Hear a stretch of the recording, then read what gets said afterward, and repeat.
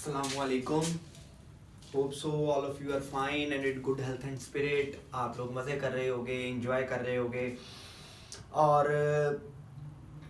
पहले तो दो बातें शेयर करूँगा. पहली बात तो ये कि आप काफ़ी बच्चों के मुझे मैसेजेस आ रहे थे कि सर केमिस्ट्री का भी इसी तरह का कोई सिचुएशन स्टार्ट करें. उसके लिए मैंने अपने एक बहुत ही अच्छे और कॉम्पिटेंट दोस्त से रब्ता किया. काफ़ी दोस्तों से रब्ता किया था बट वो CSS की प्रिपरेशन भी कर रहे हैं और इस 2022 के अंदर इंशाल्लाह is going to give the attempt of CSS. तो मेरे सीनियर भी हैं, ठीक है. He is graduated from UET Lahore, chemical engineer Sarmad Rasheed, और उनका टीचिंग का बहुत वास्ट एक्सपीरियंस है. इंशाल्लाह आप लोगों को जल्दी वो नज़र आएंगे, ठीक है. विद इन 1 to 2 days उनका पहला लेक्चर अपलोड होगा अपने चैनल पे, ठीक है. I will share the link on my channel and I will share his lecture on my channel too, ठीक है. बट इसी तरह से हम लोग कोई बायो का भी मतलब अभी सिलसिला तो नहीं हमें मिला, मैथ्स का नहीं मिला, इंग्लिश का है नज़र में, लेकिन अभी हम लोग 2 सब्जेक्ट्स के ऊपर फोकस्ड हैं, ठीक है. तो ये आप लोगों के लिए. दूसरी चीज़ ये है कि बेटा work done by variable force हम लोगों ने लास्ट टाइम किया था. Work done by gravitational field को हम लोगों ने आज स्टडी करना है. उससे पहले ग्रेविटेशनल फील्ड की डेप्थ के अंदर मैं जाऊंगा. मुझे लगता था कि मुझे ये वीडियो बनानी चाहिए इसलिए कि जो मैंने टेस्ट दिए, मैंने 7 से 8 यूनिवर्सिटीज़ के टेस्ट दिए थे जब, तो ग्रेविटेशनल फील्ड का क्वेश्चंस वहाँ पे मौजूद थे. और जितना क्वेश्चंस मैंने अपने टीचर से सीखे, जितना मैंने अपनी 6 years की टीचिंग लाइफ के अंदर सीखा, और जितना मैंने देख सका हूँ, जितनी मेरी कह लो कि एफर्ट थी, ये 2 दिन बेसिकली जो टाइम लिया मैंने उसी ग्रेविटेशन फील्ड के बेसिकली डाटा को कलेक्ट किया जो हमारे पास पास्ट पेपर्स के अंदर आए हुए हैं, जो मैंने दिए हैं खुद, ठीक है. और काफ़ी बच्चों को ये लगता है कि बुक से आपको, मेरा बेटा मैंने पहले भी बताया हुआ है कि हमारे 2 एम होते हैं. 1 you have to clear the board exams, the second aim is to clear the competition test, ठीक है. Either it is MD CAT और ECAT. और फन की क्लासेस जब आप लोगे जाके तो आप लोगों को पता लगेगा कि आप लोगों को कितनी चीज़ों की ज़रूरत थी. ज़ाहिर बात है 2 साल के कॉन्सेप्ट्स आप 3 महीने में नहीं सीख सकते. सो मेरे मुताबिक जिस तरह से मेरे टीचर्स ने मुझे बताया था, तो मैं आगे भी उस तरह ही नॉलेज कन्वे करता हूँ. And I want to change the trend of education, ठीक है. तो हम लोगों को जब भी FSC में बच्चा आता है उसको ये बताना चाहिए कि you have to clear 2 stages. First of all you have to clear the entry test, either it is a ECAT, MD CAT or any other kind of test. And the second thing, you have to clear the board exams. तो board exams can be clear from cramming, और आप लोग उसको 6 से 7 chapters को study करो thoroughly, ठीक है. तो आप 80+ मार्क्स ले सकते हो. But you can not clear MBBS test और any kind of engineering university test without innovation, ठीक है. तो इसलिए वो वीडियो मुझे लगा था कि मुझे बनानी चाहिए. तो मैं work done by gravitational field से पहले ये चीज़ें कुछ डिस्कस करना चाहूँगा. एक वीडियो बनाने चाह रहा था, लेकिन इसके ऊपर 2 वीडियोस बनेंगी, और ये 2 वीडियोस बड़ी आपको हेल्पफुल होंगी. बेशक अभी नहीं, बोर्ड के एग्जाम में नहीं, लेकिन बाद में कभी आप जब सुनोगे तो आपको पता लग जाएगा, ठीक है. और ये सेकेंड ईयर वाले भी लाजमी सुने. सेकेंड ईयर वालों के जो ग्रेविटेशनल फील्ड का कॉन्सेप्ट है वो 85 to 90% सारा कॉपी हो रहा है इलेक्ट्रिक फील्ड के अंदर. फॉर्मूला 75 to 80% कॉपी होते हैं, लेकिन 85 to 95% ग्रेविटेशनल फील्ड का जो कॉन्सेप्ट है वो उधर कॉपी हो रहा है. तो हम लोगों को स्टार्ट करना था topic work done by gravitational field, ठीक है बेटा. जिसने work done by gravitational field सुनना है वो 2 वीडियोस इसके ऊपर आएंगे, उसके बाद तीसरे वीडियो पे जाएगा तो उसको work done by gravitational field as it is book में जो लिखा हुआ उसको इलिस्ट्रेशन मिल जाएगी. लेकिन थोड़ी सी मुझे लगता है कि ग्रेविटेशनल फील्ड की चीजें बतानी चाहिए, तो मैं बता रहा हूँ. जिसने सुननी हो वो सुन लेना, मोस्ट वेलकम, और जिसने नहीं सुननी उसकी अपनी चॉइस है. ग्रेविटेशन फील्ड, ठीक है. फर्स्ट ऑफ ऑल हम लोगों को ग्रेविटेशनल फील्ड से पहले थोड़ा सा स्विच करूंगा मैं ग्रेविटेशनल लॉ पे. ग्रेविटेशनल लॉ, और ये बेटा इसकी कहानी, ये जो मिथ्स बनी हुई है कि न्यूटन के सर पे सेब गिरा और उसने जो है वो लॉ दे दिया, दीज आर ऑल मिथ्स, ठीक है ना. ये कोई भी असम्पशंस है, ठीक है. ये कोई इतना बड़ा फिजिक्स का लॉ जिसके अंदर 2 से 3 सदियां, अगर आप नेट पे जाके सर्च करो हिस्ट्री ऑफ ग्रेविटेशन लॉ, तो आपको पता लगेगा गैलीलियो का क्या वर्क था, आपको पता लगेगा केपलर की 3 लॉज थे, ठीक है, इसके पीछे और बहुत साइंटिस्ट थे, तब ये जाके पूरी एक ये थ्योरी बनी थी। तो इस लॉ को अगर मैं उस हिस्ट्री पे जाऊंगा तो वो अलग एक बात हो जाएगी। हम लोगों को पता है 9th के अंदर आप लोगों ने पढ़ा है F=G(m)/r²।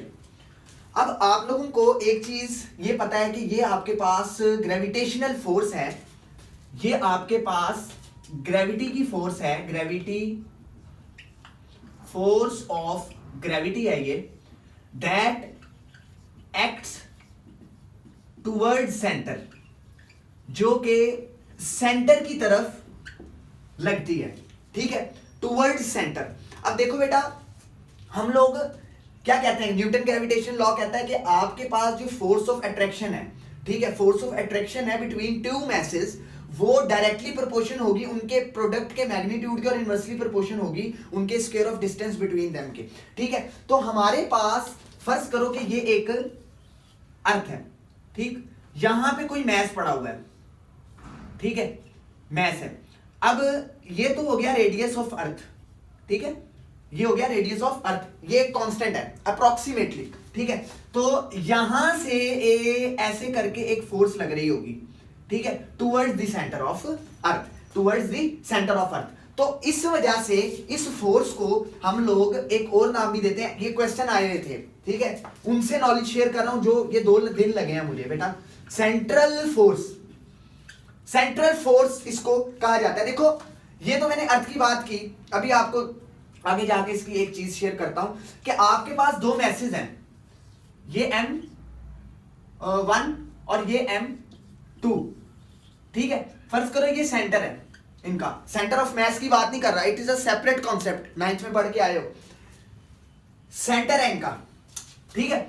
अब देखो इसको जो लाइन ज्वाइन कर रही है ना, ये इसके ऊपर फोर्स लगाएगा, फर्ज कर लो कि F1 है, ये फोर्स लगा रहा है इसके ऊपर, और ये F2, ये इसको अपनी तरफ खींचेगा F2 से, और ये इसको अपनी तरफ खींचेगा, ये इस तरफ खींचेगा F1 से, यानी कि M2 पे F1 लग रही है F2। अब देखो ये मैस ये नहीं हो सकता कि इस तरह मूव करें या इस तरह मूव करें, यानी कि आपके पास अर्थ के अराउंड एक ऐसी फोर्स मौजूद है, अर्थ के पास एक ऐसी फोर्स मौजूद है जिसको हमने ग्रेविटी का नाम दिया है कि वो किसी भी बॉडी को अपनी तरफ अट्रैक्ट करती है, लेकिन अट्रैक्ट कब करती है, toward the centre of the earth, toward the centre of earth. अब हमारे पास सेंट्रल फोर्स, ये सेंट्रल फोर्स होती क्या है, सेंट्रल फोर्स होती है आपके पास the force that acts along the line joining the axis of the centre, यानी कि ये देखो ये सेंट्रल एक्सिस है, ये क्या है, ज्वाइनिंग, ये लाइन किसको ज्वाइन कर रही है, ये लाइन ज्वाइन। अब ये मैसेज यूं ही मूव करेंगे, ये मैस यूं नहीं जाएगा ना, ये मैस यूं जाएगा,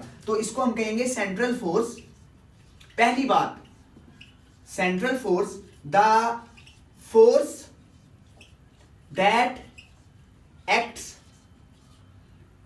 अलोंग, किसके अलोंग लग रही है, किसके अलोंग लग रही है बेटा, ये हमारे पास लाइन ज्वाइन कर रही है जो सेंटर को, along line joining centre of, line joining centre of, या आप कह लो कि लाइन ज्वाइनिंग द सेंटर, बस वो कहानी उसमें थोड़ी सी डिफरेंट आ जाती है। ये मैस यूनिफॉर्मली डिस्ट्रीब्यूटेड की बात कर रहा हूं, ठीक है, यूनिफॉर्मली डिस्ट्रीब्यूटेड की, क्योंकि आपके इंटर के लेवल तक यूनिफॉर्मली, नॉन यूनिफॉर्म डिस्ट्रीब्यूशन का जिक्र नहीं होता, ठीक है। अच्छा, पहला पॉइंट तो ये आ गया कि ये आपके पास एक सेंट्रल फोर्स है, ये कौन सी फोर्स है, ये एक सेंट्रल फोर्स है, ये एक पहला पॉइंट है। इसके बाद दूसरा पॉइंट है जो ये बेटा आपने एज ए एमसीक्यूज याद रखने हैं, दूसरा पॉइंट है ये आपके पास एक अट्रैक्टिव फोर्स होती है, ये रिपल्सिव नहीं होती कभी भी, ठीक है। हमेशा ये 2 मैसेज आपस में एक दूसरे को अट्रैक्ट करेंगे। अब आप सोच रहे होंगे कि सर ये दोनों मैसेज हैं, ये दोनों एक दूसरे को अट्रैक्ट क्यों नहीं कर रहे, आप खड़े हैं, हम कहीं दूसरे बंदे के साथ चल रहे होते हैं, अपने दोस्तों के साथ पार्टी कर रहे होते हैं, हम लोग एक दूसरे की तरफ अट्रैक्ट नहीं होते, उसका जवाब अभी देता हूं आपको ये पॉइंट्स लिखवाने के बाद, ठीक है। तीसरी बात, चाहे मैसेज के दरमियान में एयर हो, चाहे मैसेज के दरमियान में पानी हो, ग्लास हो, कुछ भी हो, अफेक्ट नहीं होती है फोर्स, ठीक है। इंडिपेंडेंट ऑफ किससे इंडिपेंडेंट है? ये आपके पास किसी भी मीडियम से इंडिपेंडेंट होगी, ये फोर्स मीडियम पे डिपेंड नहीं करती। अच्छा चौथी बात देखो, यहां पे देखो ये आपके पास मैस m1 पे फोर्स F2 लग रही थी, यानी कि आपके पास ये दोनों फोर्सेस, ये वाली इस डायरेक्शन में है, ये वाली इस डायरेक्शन में। मैंने पहले भी बताया हुआ है कि आपके पास मोस्ट ऑफ द केसेस अगर किसी क्वांटिटी के साथ नेगेटिव साइन आ रहा होता है तो वो उसकी सिर्फ डायरेक्शन की ऑपोजिशन को शो करता है। तो आपके पास फोर्स जो है ये आपके पास F, मान लो कि ये 1-2 है और ये F21 है, यानी कि ये F12 और ये आपके पास F21 और ये आपके पास F12, यानी कि दोनों की डायरेक्शन इसकी ऐसे है और इसकी ऐसे है। तो ये आपके पास चौथा पॉइंट आएगा कि आपके पास दोनों क्या है। ये बेटा थोड़े छोटे छोटे से कॉन्सेप्ट्स हैं, क्योंकि ये अभी पूरे आगे एब्सोल्यूट ग्रेविटेशनल पोटेंशियल एनर्जी में भी ये लगने हैं, F21 के इक्वल आ जाएगा। ठीक है, ये चौथा पॉइंट हो गया। एक पॉइंट और लिखो, वैलिड, ये लॉ वैलिड कब है? ये लॉ वैलिड कब है? ये लॉ वैलिड है, कहां पे लिखूं? यहां पे लिख रहा हूं। ये लॉ वैलिड है F equals to G m/r²। ये लॉ वैलिड है ओनली फॉर पॉइंट मैसेज। अब आप कहोगे कि सर ये पॉइंट मैसेज क्या है? बेटा मैं आपको आसान तरीन वर्ड्स में बताऊं, अब आप सोचोगे कि सर क्या सन और अर्थ के दरमियान में ग्रेविटेशन लॉ लग सकता है?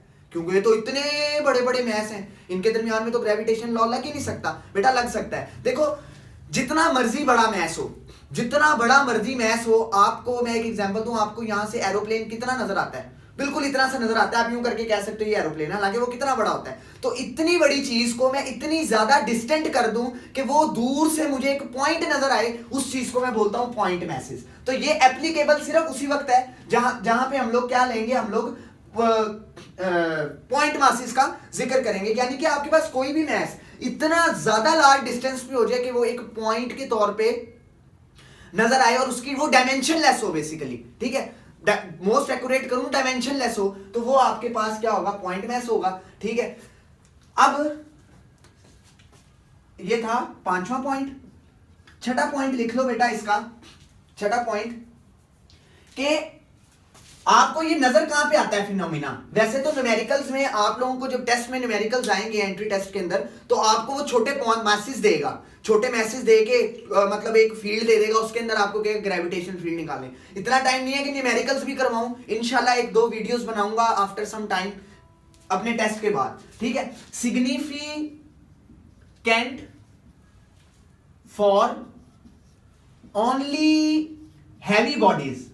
बेटा हैवी बॉडीज के लिए ये सिग्निफिकेंट है। वैसे तो आप अभी देखोगे आगे जाके 2 वीडियोस में पूरा जब स्टडी करोगे आपको नजर आएगा मैं इसको मतलब कोई भी मैथ्स के लिए यूज कर रहा हूँ, लेकिन हेवनली, वैसे इसको देखो तो हेवनली बॉडीज के लिए, हैवी बॉडीज के लिए ये क्या करता है? एक्ट करता है। अभी मैंने आपको कुछ देर पहले कहा था ये मेरे पास मार्कर्स हैं 2। ठीक है, या मैं कहूं मैं यहाँ पे खड़ा हूं, यहाँ पे मेरे साथ कोई खूबसूरत सा और बंदा खड़ा है। ठीक है तो अब वो और मैं अट्रैक्ट करेंगे एक दूसरे को, खूबसूरती तो अट्रैक्ट करेगी, लेकिन ग्रेविटेशन आप कहोगे सर लॉ ऑफ ग्रेविटेशन तो वैलिड ही नहीं है। बेटा वैलिड है, लेकिन अभी मैं कह रहा हूं पॉइंट मैसेज का, लेकिन आपको एक एक्सपेरिमेंटल चीज दिखा देता हूं। अभी जो मैंने जी लिखा है इसके अंदर ये जी क्या है? ये आप लोग 9th में पढ़ के आए हो, यूनिवर्सल, या आप लोग कह लो सिंपल ग्रेविटेशनल कांस्टेंट। अक्सर बच्चे कैपिटल जी और स्मॉल जी को मिक्स कर देते हैं। डिटेल में ये चीज फर्क बताऊंगा आपको। ठीक है, ग्रेविटेशनल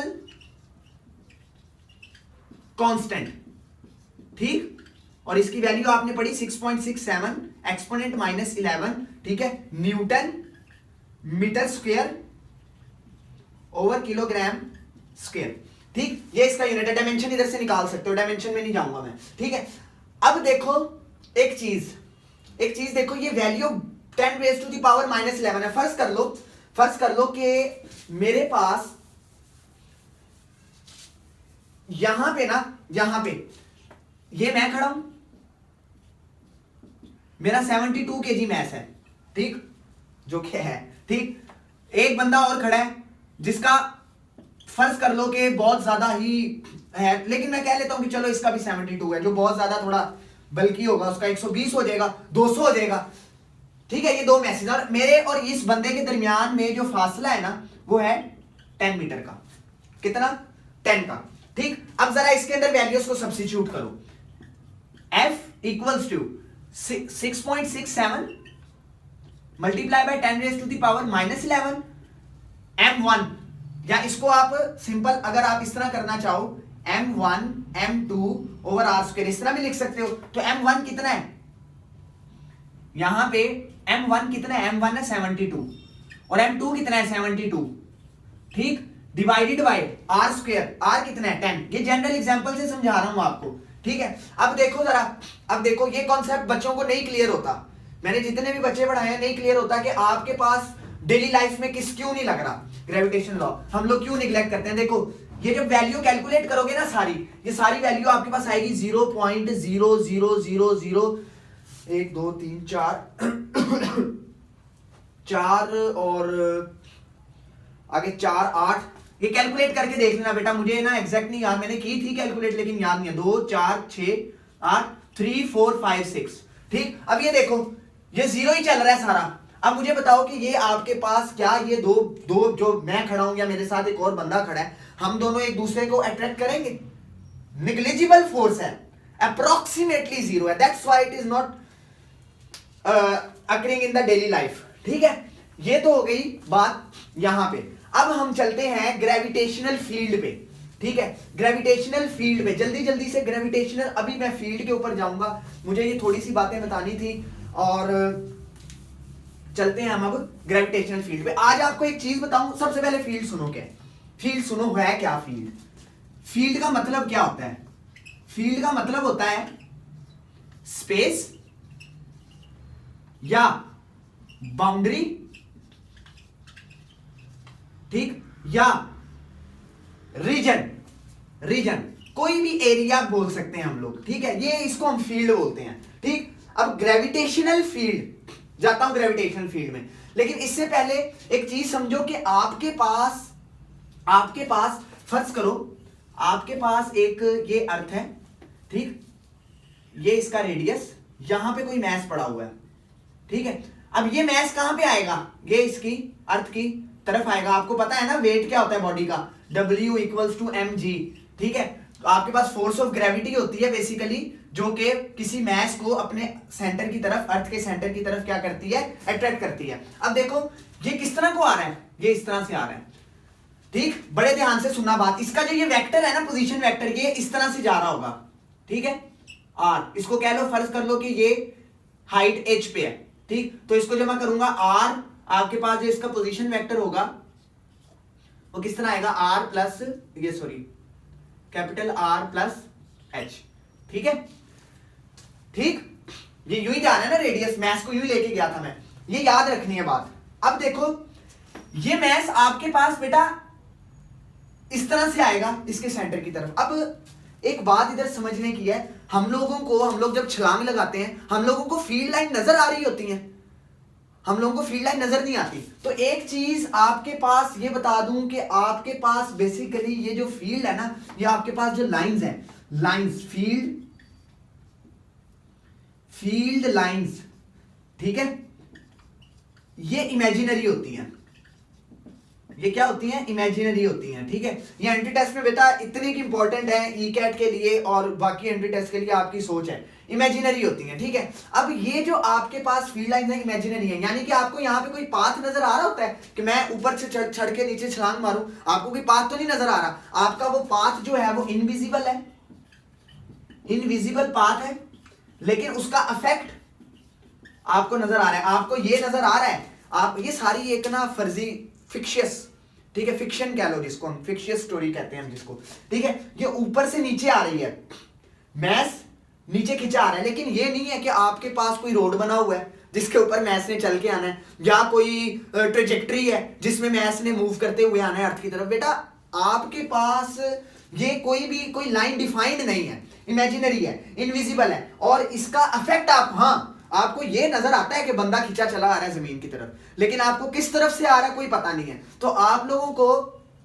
दो चीजें इधर से क्लियर हुई कि आप लोगों के पास यहां पे आप लोगों के पास इमेजिनरी ये फील्ड लाइंस हैं, इनका विजिबल इनविजिबल इफेक्ट है, और इनका जो फील्ड लाइंस है वो इनविजिबल है, बट इनका इफेक्ट हम लोगों को नजर आ रहा होता है। ठीक है, ये अक्सर एमसीक्यू इसमें से बन जाते हैं। ठीक है, इमेजिनरी लाइंस, ठीक, और ये जीकी के मैंने टेस्ट के अंदर देखा था। ठीक है, इनविजिबल, ठीक है, इफेक्ट इसका विजिबल होता है, इफेक्ट विजिबल होता है। ठीक है, ये एक बात थी। अब हम जल्दी से चलते हैं, ग्रेविटेशनल फील्ड है क्या? ग्रेविटेशन, अच्छा इसको ना अभी मैं डिस्कस करता हूं, ये वाला पॉइंट अभी मैं डिस्कस करता हूं जब मैं ग्रेविटेशनल फील्ड डिस्कस करता हूं। अच्छा, आप लोगों ने 10th क्लास में इलेक्ट्रिक फील्ड पढ़ी होगी, यही मान के चल रहा हूं अभी तक मैं। ये इसका अर्थ है, इसका रेडियस है, यहां पे कोई मैस पड़ा हुआ है। ठीक, अच्छा हम क्या करते हैं, हमने कभी भी कहीं पे भी ग्रेविटेशनल फील्ड, एक बात याद रखना, अब हम जाते हैं ग्रेविटेशनल फील्ड पे। ग्रेविटेशनल फील्ड एक ऐसी बाउंड्री, ऐसी एरिया, ऐसा रीजन है जिसके अंदर अर्थ किसी बॉडी को अपनी तरफ अट्रैक्ट करती है। एक बात याद रखो, ग्रेविटेशनल फील्ड मेजरेबल क्वांटिटी नहीं है, मेजरेबल, यहां पे लिख रहा हूं नॉट मेजरेबल। ठीक है, डायरेक्टली आप इसको मेजर नहीं कर सकते, लेकिन gravitational field strength, gravitational field strength, ये आपके पास एक मेजरेबल क्वांटिटी है। ठीक है, ये मेजरेबल है, ये मेजरेबल ग्रेविटेशनल फील्ड आपको बेटा मेजरेबल नहीं है। ठीक है, अगर आपने उसकी इंटेंसिटी बतानी है ना, या इसको और इंटेंसिटी भी लिख लो, इंटेंसिटी, तब आप कह सकते हो कि हाँ अब हम लोग बात कर सकते हैं। अब हम लोग बात करेंगे ग्रेविटेशन, और आपको एक और चीज बताऊंगा, ग्रेविटेशनल फील्ड स्ट्रेंथ और इंटेंसिटी को हम लोग जी ग्रेविटेशनल एक्सेलरेशन भी बोलते हैं। अभी आपके सामने प्रूव करूंगा, आप लोग तो परेशान हो जाओगे जब ये देखोगे कि सर तो पता नहीं क्या क्या बातें बता रहे हैं, गलत मलत। ठीक है, अभी देखो आपके सामने लिखूंगा मैं। सिर्फ ग्रेविटेशन को, इलेक्ट्रिक फील्ड की बात नहीं करनी, मैं ग्रेविटेशनल की बात करूंगा। ग्रेविटेशनल फील्ड स्ट्रेंथ को या फील्ड इंटेंसिटी को हम लोग ग्रेविटेशनल एक्सेलरेशन भी कहते हैं। अभी सुनते हैं किस तरह।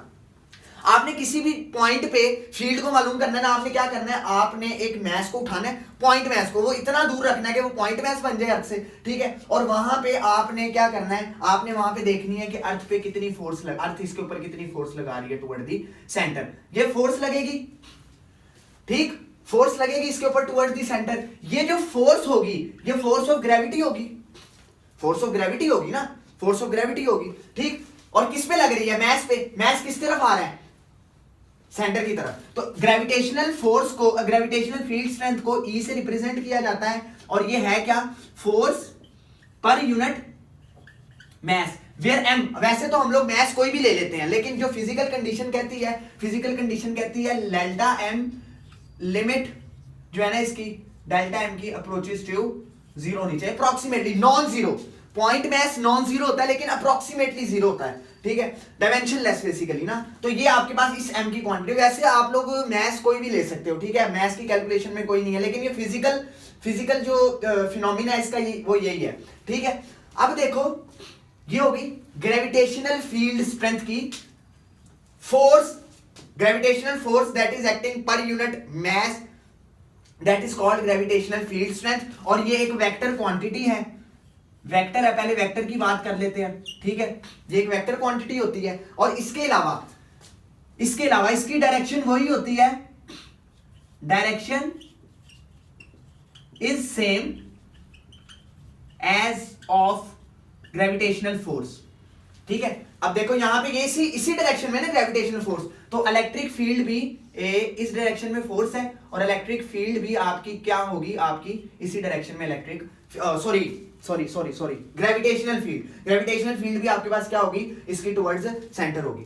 ठीक है, अब ग्रेविटेशनल एक्सेलरेशन की बात करते हैं, जो कि आपकी बुक से बेटा ये सारा कॉन्सेप्ट बताने के लिए नस्ट, जीकी, प्यास वगैरह इनके जितने टेस्ट हैं उठाओ, आपको क्वेश्चंस मिलेंगे। ठीक है, ग्रेविटेशनल फील्ड से रिलेटेड आपको इससे मिलता जुलता कॉन्सेप्ट मिलेगा, आपके लेवल से ऊपर का नहीं है ये। ठीक है, ये इंटर के लेवल पे होते हैं। ठीक, अच्छा अब देखो यहां पे फोर्स का यूनिट क्या होता है, यहां लिख रहा हूं, यहां लिख रहा हूं। ठीक है, बहुत ज्यादा डिटेल में नहीं जाऊंगा, ये देखो E इक्वल्स टू फोर्स का unit, force per unit mass. Force क्या है? फोर्स का यूनिट होता है न्यूटन, और मैस क्या है? पर केजी। अभी मैंने आपको कहा कि ग्रेविटेशनल फील्ड स्ट्रेंथ को, यहां एक वर्ड लिख लो, स्ट्रेंथ को हम लोग जी भी बोलते हैं, स्मॉल जी, या ग्रेविटेशनल एक्सेलरेशन। अब आप लोग कहोगे सर ये तो आप पता नहीं गलत ना बता रहे हो। ये देखो जरा, यहां से न्यूटन का यूनिट निकलवाऊं, F equals to M A, याद है? Newton equals to mass kilogram, acceleration metre पर सेकेंड स्क्वायर। ठीक, यहां पे मैं रख सकता हूं इसको देखो, किलोग्राम मीटर पर second square divided by kilogram, kilogram से गया मीटर पर सेकेंड स्क्वायर। ये क्या हो गया? What is that? That is the unit of acceleration. तो ये बेसिकली आपके पास क्या है? ये आपके पास जी है। इसको आप दूसरी तरीके से भी कर लेते हो कि आपके पास ये कौन सी फोर्स है। अब देखो यहां पे देखो, ये फोर्स ऑफ ग्रेविटेशन है। अभी मैंने फोर्स ऑफ ग्रेविटेशन बताया था कि आपके पास क्या होता है, फोर्स ऑफ ग्रेविटी आपके पास होती है F equals to W equals to mg। ये 9th में सारे कॉन्सेप्ट पढ़ के आए हो, लेकिन ये वाली चीज, ये देखो E इक्वल्स टू F की जगह क्या रखूं, mg divided by m, mass. ठीक है, जो मैस होगा ये आपके पास जी आ गया। ठीक है, ग्रेविटेशनल फील्ड स्ट्रेंथ को जी भी बोला जाता है। अब हम लोग स्टडी करते हैं कि हमारे पास जी जो है उसकी वैल्यू, आप लोगों को पता है, near to the surface of earth की बात करूं या on the surface of earth की बात करूं तो जी की वैल्यू कितनी होती है? जी की वैल्यू हम लोग लेते हैं 9.8 मीटर पर सेकेंड स्क्वायर। ठीक है, फ्री फॉल मेथड जाके पढ़ लेना 9th क्लास को। ठीक है, जी इक्वल्स टू 9.8 मीटर पर सेकेंड स्क्वायर। ये जो चीज है ना, इसका मतलब क्या है? इसका मतलब सुन लो। देखो एक्सेलरेशन क्या होता है? एक्सेलरेशन क्या है? चेंज इन वेलोसिटी 9.8 मीटर पर second, velocity over time second. इसको मैं लिख सकता हूं ना ऐसे, मीटर पर सेकेंड ओवर सेकेंड। यानी कि कोई बॉडी है, ये बड़ा ही इंपॉर्टेंट क्वेश्चन, बहुत ही इंपॉर्टेंट कॉन्सेप्ट आता है कि आपके पास ये एक सरफेस है, यहां पे इस बॉडी की इनिशियल वेलोसिटी थी vi इक्वल्स टू 0। ठीक है, ये मैस m लगा लो, कोई भी मैस लगा लो। ठीक है, फिलहाल मैं इसका आपको कॉन्सेप्ट देना चाह रहा हूं।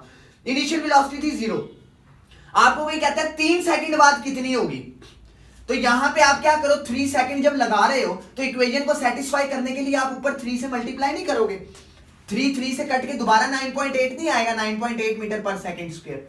ठीक है, यहां पे बेटा एक चीज को समझो जरा, इस चीज को समझना कि आपको कोई कहता है कि ये 9.8 मीटर पर सेकंड स्क्वायर, इसको इस तरह लिख लिया मैंने। अगर आपको कोई कहता है कि 9.8 मीटर पर सेकंड को, पर second gravitational velocity per unit time क्या होता है? Time rate of change of velocity, acceleration होता है। तो आपके पास 1 सेकंड में इतनी वेलोसिटी है। जब ये बॉडी यहां पे थी तो इसकी वेलोसिटी थी, अब 2 सेकंड में, वो आपको के 2 सेकंड के बाद मालूम करो। तो अब इस इक्वेशन को 9.8 बनाने के लिए क्या करना पड़ेगा? 2 से मल्टीप्लाई करना पड़ेगा। जब आप इसको 2 से मल्टीप्लाई करोगे तो ये वो फैक्टर है जो 2 सेकंड के बाद वेलोसिटी दे रहा है। ठीक है, 3 के साथ 9.8 को 3 से मल्टीप्लाई कर दो, 4 से मल्टीप्लाई। आप लोग हर पॉइंट पे, किसी भी पॉइंट पे आपके पास वेलोसिटी आप फाइंड करनी हो, आप इस तरीके से फाइंड कर सकते हो। इंपॉर्टेंट क्वेश्चन ये आता होता है एंट्री टेस्ट के अंदर। ठीक है, अब इधर आपको एक और चीज करवा दूं, एक और चीज, ये कुछ फॉर्मूला है बेटा, बहुत इंपॉर्टेंट है ये लेक्चर। आप लोगों को लग रहा होगा सर पता नहीं कहां चल रहे हैं, ये आप लोगों को 3-4 महीने कोरोना के बाद पता लगेगा, अभी तो एंजॉय करो ना। E equals to F over M। अच्छा, ये F क्या था? ये F क्या था? ये F जो था, इसको मिटा रहा हूं, एक तो जगह से मैं बहुत परेशान हूं। अच्छा, इसको मिटा रहा हूं, इसको देखो, F equals to G M over R square. ठीक है, अब देखो मेरी बात सुनो, मैंने आपको क्या कहा, कहीं पे भी ग्रेविटेशनल फील्ड स्ट्रेंथ रखनी हो, मालूम करनी हो, आप कोई भी मैस उठाओ, उधर रखो, उस पर जितनी फोर्स देख लो कितनी लग रही है, वो फोर्स आपको बताएगी ग्रेविटेशनल फील्ड स्ट्रेंथ। तो अब देखो जरा, इस वैल्यू को इधर सब्स्टिट्यूट करता हूं, और आपको बताऊंगा कि ग्रेविटेशनल फील्ड को ही ग्रेविटेशनल एक्सेलरेशन भी बोलते हैं। ठीक है, ये देखो जरा, E equals to F over M, इस वैल्यू को सब्स्टिट्यूट करो जी एम एम, बेटा डायरेक्ट फॉर्मूले लगवा के 15 मिनट में वीडियो बना के भी बंद कर सकता था। जो पढ़ने वाले बच्चे हैं उनको अंदाजा होगा कि किस पे इस वीडियो पे कितनी मेहनत और दिमाग लगा है, ठीक है। G M M over R square, साथ में ये एम आ गया, ये एम एम से कट गया, हो ये क्या आ गया, E equals to G M over R square, ठीक है। एक ये फॉर्मूला है, ये भी याद रखना है, ये भी याद रखना है। अब इसी को हम लोग जी भी लिख सकते हैं, किस तरह वाला, किस तरह, देखो जरा, F इक्वल्स टू, अच्छा ये F लिखा हुआ है, G इक्वल्स टू, तो ये ग्रेविटेशनल फोर्स है, ग्रेविटेशनल फोर्स की जगह mg लगा दूं, mg equals to G M M over R square, ये m इस m से कट गया, g equals to G M over R square, और ये आपके पास देखो जरा, ये देखो दोनों वैल्यू सेम आई। दूसरा पॉइंट आपको दे दिया कि हमारे पास gravitational field strength, gravitational field strength या ग्रेविटेशनल एक्सेलरेशन दोनों सेम चीजें होती हैं। अब ये वेरी किस तरह करती हैं, क्या इसके ऊपर होता है टुवर्ड्स, अच्छा अक्सर बुक्स में ना आपको माइनस लगा हुआ नजर आएगा, माइनस का साइन मैंने आपको बताया है कि आपके पास ये जो अर्थ थी ना, ये अर्थ इस बॉडी को अपनी तरफ खींच रही है और इसका वेक्टर किस तरह है, इस तरह से है, तो फोर्स इस तरह से है, वेक्टर इस तरह से है, डायरेक्शन की ऑपोजिशन को शो करने के लिए अक्सर बुक्स के अंदर माइनस भी लगाया होगा जब एंट्री टेस्ट की किसी भी किताब को आप पढ़ोगे, ठीक है।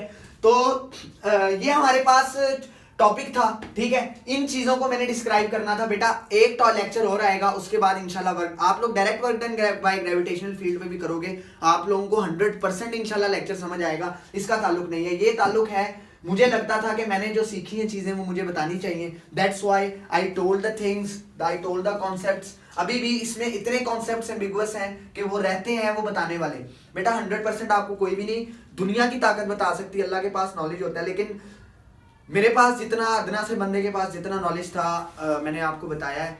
तो इंशाल्लाह एक और वीडियो इसके ऊपर बनेगा जिसमें मैं आपको बताऊंगा कि जी जो है वो वेरी किस तरह करता है, एक पॉइंट से दूसरे पॉइंट पे हम लोग अर्थ के बाहर देखेंगे। अर्थ को सॉलिड स्फीयर माना जाता है, लेकिन एक मैंने एंट्री टेस्ट देखा था, कल मैं पढ़ रहा था एक एमसीक्यूज में, उसने हॉलोस्फीयर मान लिया था अर्थ को और एमसीक्यूज दिया था। तो हॉलोस्फीयर हम लोग देखेंगे कि हॉलोस्फीयर अगर अर्थ हो तो क्या होता है, ठीक है। ये दो चीजें मैं इंशाल्लाह करूंगा और ये वीडियो कल अपलोड होगा, ठीक है।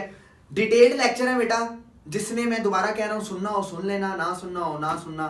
बेस्ट ऑफ लक, ठीक है, और stay blessed, be happy, Allah Hafiz.